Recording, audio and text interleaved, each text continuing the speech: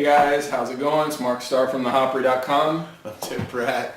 And today we're going to be taking a look at a beer from Odell Brewing Company, and they are out of Fort Collins, Colorado. This is called their Saboteur, which, as they say on the label, is a Brett Barrel Brown Ale.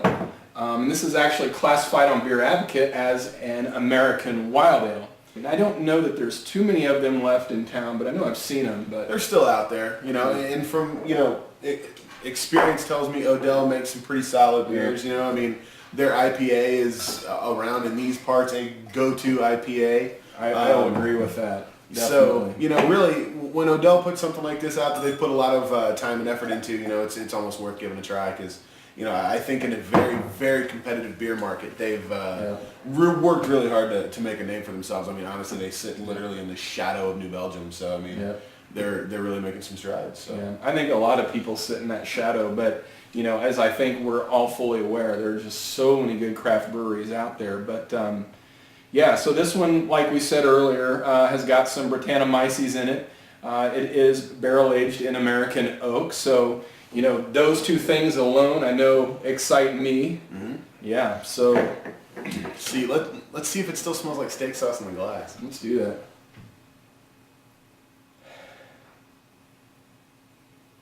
I definitely get the Brettanomyces, first and foremost. I get a little bit of the barrel aging. Yeah. Yeah. I get some, just kind of that natural tang when you've got a wild ale. It tends to go... not necessarily vinegary, but it gets that very vinous kind of aroma to it. So, it's something that's going to be very consistent through, the different kinds of sours. And this one is definitely sour. Yeah, and what's funny is it's very similar in color to this Pinot Barrique that we just reviewed not too long ago. Except maybe this one's a little bit darker, but if you hold it up, you can get some ruby in there. But other than that, it's a pretty dark brown color. Now, I will say it's nice and clear, though. At least from my glass, there's no sediment in this thing. Yeah. I mean, it's a really nice color. And that head is just staying put. It's not really going anywhere. Yeah, you can see that it's a little viscous because, even as you slide it around the glass, it just kind of coats the inside of it, which is generally a good sign of mouthfeel, and whether or not it's going to be thin on the palate or if it's really going to have what I call a little bit of chewiness. So you said palate. Let's put some on the palate. Cheers. Wow. That's pretty impressive. I mean, just right off the bat, thinking about just the difference of intensity from that beer to this beer is like night and day. This one, it was it was lighter, more refreshing.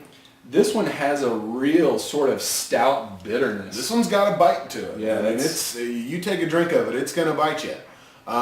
There's some heat in there for 10%. I mean, it's not that it's boozy by any means, but there's definitely some heat. I'm getting a lot of vanilla out of there, so that barrel aging is really added a lot to it. Yeah, I'd be curious to do a little bit more research on this one, but I would venture to say that a good portion of this beer has been barrel aged. Sometimes I know they'll brew or they'll barrel age a certain percentage just to kind of help, maybe not make the barrel aged taste come out, but boy, this thing is just barrel aged for days. And as I think back and compare it with the Peniel that we had, it's night and day the differences between the two beers. Now I think that one they said was it was aged in cognac barrels. Yeah.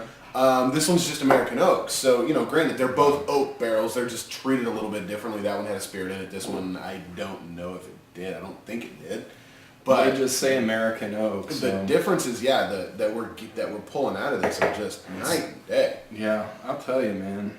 It covers a broad spectrum of what you're going to taste. Anything from kind of a little bit of bitterness, a little bit of sourness. There's some sweetness that's still in there from it being a 10% beer. They had to put something in there to turn into booze. But so besides vanilla, what else are you getting out of there specifically? Like, because I'm getting the vanilla. Almost maybe, like a really burnt caramel, to the point where you burnt the caramel so far that it goes bitter. Yeah.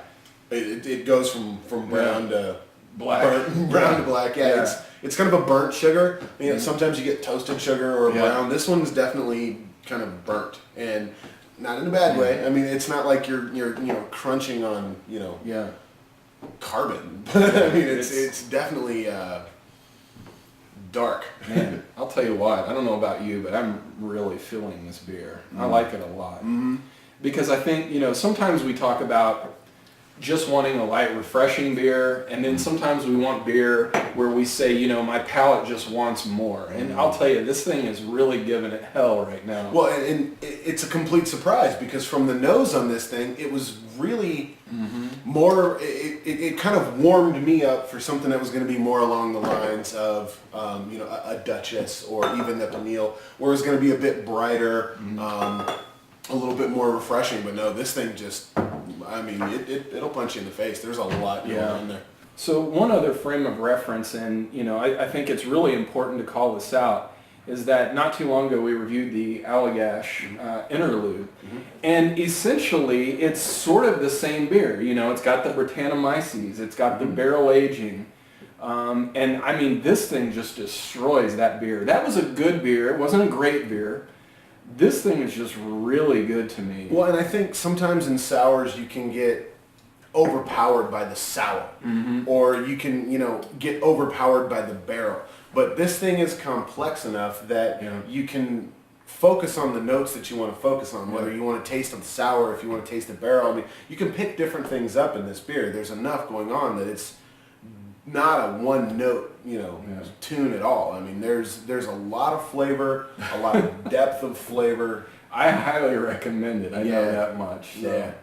It's making me blabber. Yeah. No, it's really good. It's easy to geek out when you have a beer that tastes this good. But that's what we're going to do is we're going to finish geeking out and kind of work our way through this bottle. But we hope you guys will stick around and come back the next time we review another beer. And Tim, as always, good to be drinking good beers with you, and we'll see you guys next time.